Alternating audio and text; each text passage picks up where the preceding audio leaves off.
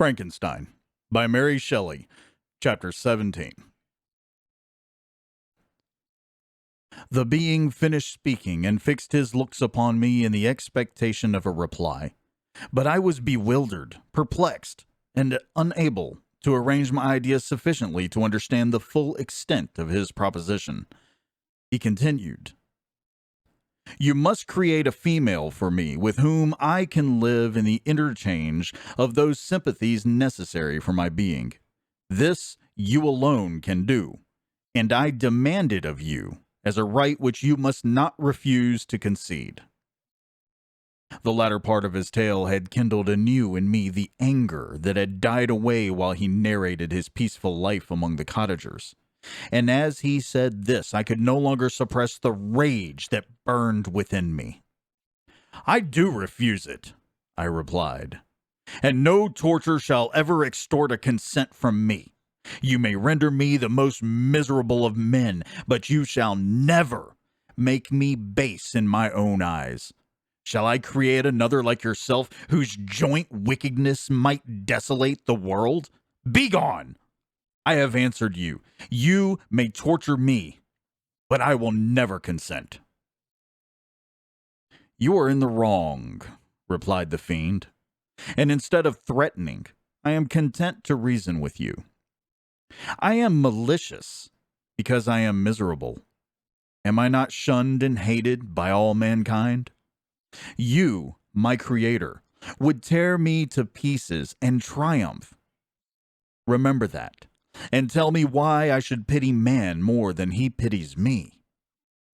You would not call it murder if you could precipitate me into one of those ice rifts and destroy my frame, the work of your own hands.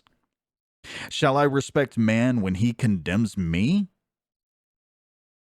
Let him live with me in the interchange of kindness, and instead of injury I would bestow every benefit upon him with tears of gratitude at his acceptance. But that cannot be. The human senses are insurmountable barriers to our union. Yet mine shall not be the submission of abject slavery. I will revenge my injuries. If I cannot inspire love, I will cause fear, and chiefly towards you, my archenemy, because my Creator, do I swear inextinguishable hatred. Have a care. I will work at your destruction, nor finish until I desolate your heart, so that you shall curse the hour of your birth." A fiendish rage animated him as he said this. His face was wrinkled into contortions too horrible for human eyes to behold. But presently he calmed himself and proceeded. "I intended to reason. This passion is detrimental to me, for you do not reflect that you are the cause of its excess. If any being felt emotions of benevolence towards me, I should return them 100 and 100-fold. For that one creature's sake, I would make peace with the whole kind. But I now indulge in dreams of bliss that cannot be realized. What I ask of you is reasonable and moderate. I demand a creature of another sex, but as hideous as myself. The gratification is small, but it is all that I can receive, and it shall content me. It is true, we shall be monsters cut off from the world, but on that account we shall be more attached to one another. Our lives will not be happy, but they will be harmless and free from the misery I now feel. Oh, my Creator, make me happy. Let me feel gratitude towards you for one benefit. Let me see that I can excite the sympathy of some existing thing. Do not deny me my request." I was moved. I shuddered when I thought of the possible consequences of my consent, but I felt that there was some justice in his argument. His tale and the feelings he now expressed proved him to be a creature of fine sensations, and did I not, as his maker, owe him all the portion of happiness that it was in my power to bestow? He saw my change of feeling and continued. If you consent, neither you nor any other human being shall ever see us again. I will go to the vast wilds of South America. My food is not that of man. I do not destroy the lamb and the kid to glut my appetite. Acorns and berries afford me sufficient nourishment. My companion will be of the same nature as myself, and will be content with the same fare. We shall make our bed of dried leaves. The sun will shine on us as on man, and will ripen our food. The picture I present to you is peaceful and human, and you must feel that you could deny it only in the wantonness of power and cruelty. Pitiless as you have been towards me, I now see compassion in your eyes. Let me seize the favorable moment and persuade you to promise what I so ardently desire. You propose, replied I, to fly from the habitations of man, to dwell in those wilds where the beasts of the field will be your only companions. How can you, who long for the love and sympathy of man, persevere in this exile? You will return and again seek their kindness, and you will meet with their detestation. Your evil passions will be renewed, and you will then have a companion to aid you in the task of destruction. This may not be. Cease to argue the point, for I cannot consent. How inconstant are your feelings! But a moment ago you were moved by my representations, and why do you again harden yourself to my complaints? I swear to you, by the earth which I inhabit, and by you that made me, that with the companion you bestow I will quit the neighborhood of man and dwell, as it may chance, in the most savage of places. My evil passions will have fled, for I shall meet with sympathy. My life will flow quietly away, and in my dying moments I shall not curse my Maker. His words had a strange effect upon me. I compassionated him, and sometimes felt a wish to console him. But when I looked upon him, when I saw the filthy mass that moved and talked, my heart sickened, and my feelings were altered to those of horror and hatred. I tried to stifle these sensations.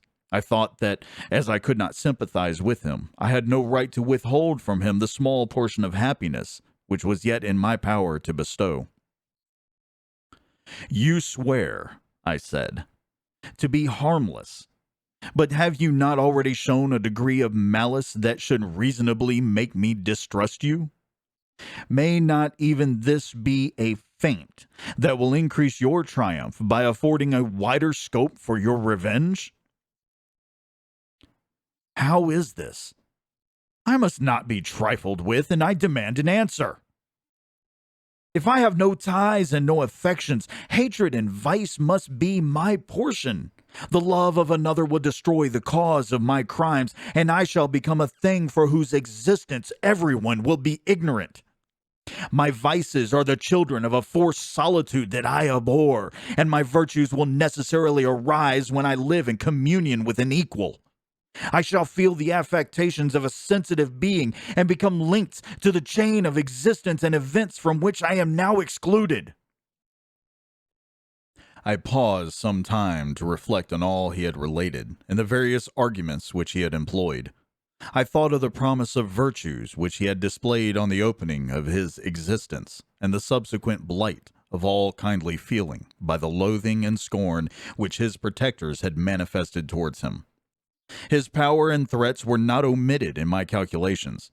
A creature who could exist in the ice caves of the glaciers and hide himself from pursuit among the ridges of inaccessible precipices was a being possessing faculties it would be vain to cope with. After a long pause of reflection, I concluded that the justice due both to him and my fellow creatures demanded of me that I should comply with his request. Turning to him, therefore, I said, I consent to your demand, on your solemn oath to quit Europe forever, and every other place in the neighborhood of man, as soon as I shall deliver into your hands a female who will accompany you in your exile. I swear, he cried.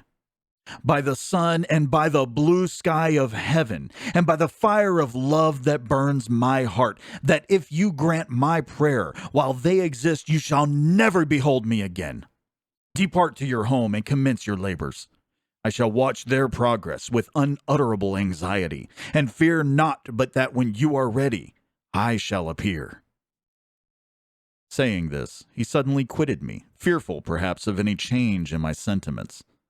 I saw him descend the mountain with greater speed than the flight of an eagle, and quickly lost among the undulations of the sea of ice. His tale had occupied the whole day, and the sun was upon the verge of the horizon when he departed. I knew that I ought to hasten my descent towards the valley, as I should soon be encompassed in darkness, but my heart was heavy and my steps slow.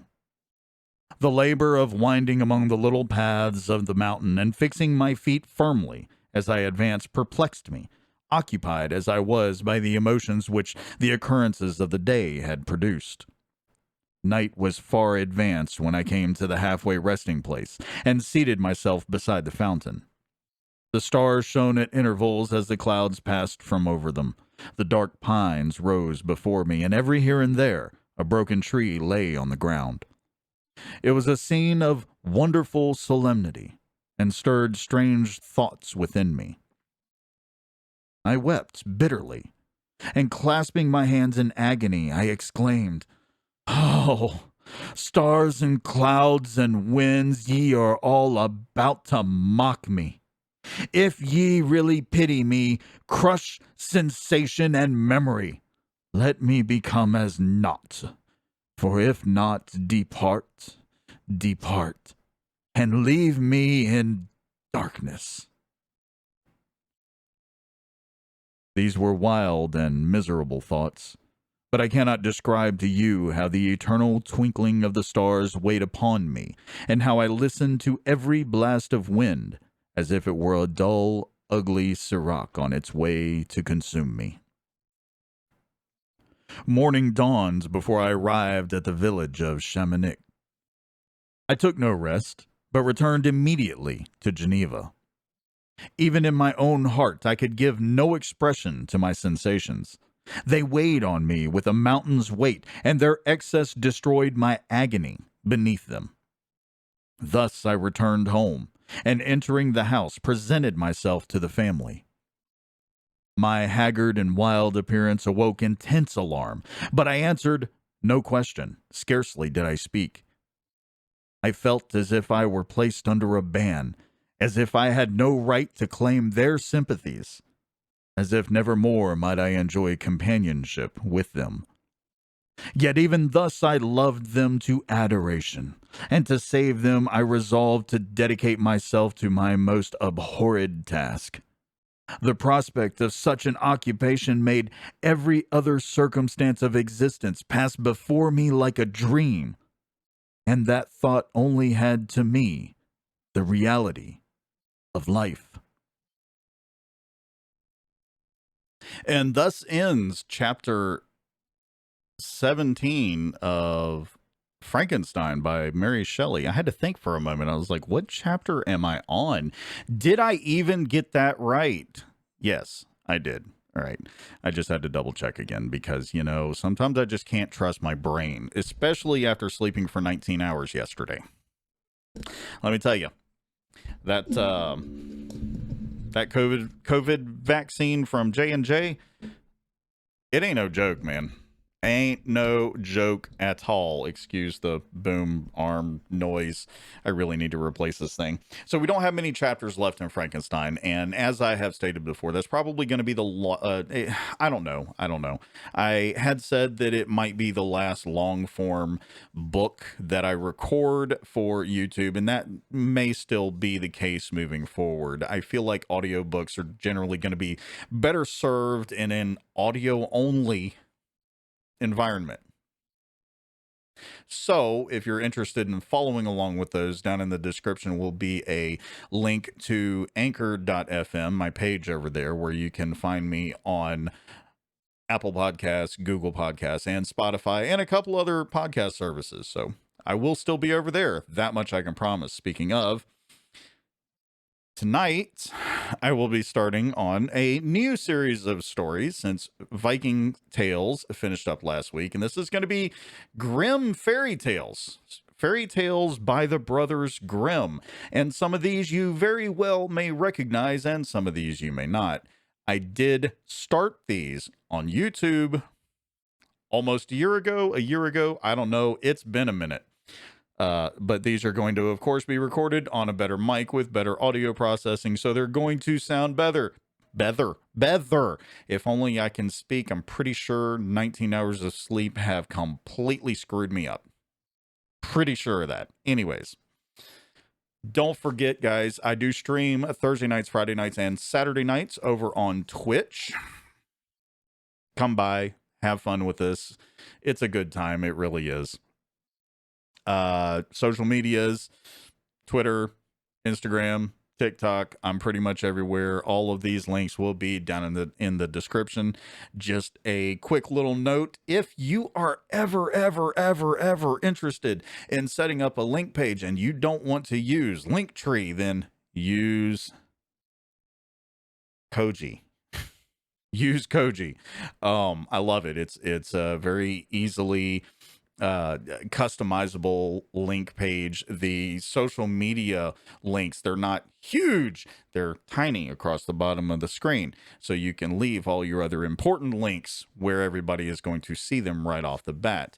I will make sure my link for my Koji page is down in the description. Personally, I think it works great. Jake, calm down. Sorry. Anyways, end of the video. So subscription button here, playlist over there for Dracula. Thank you guys so much once again for watching, or in this case listening. I definitely appreciate it, and we'll see you next week. Until then.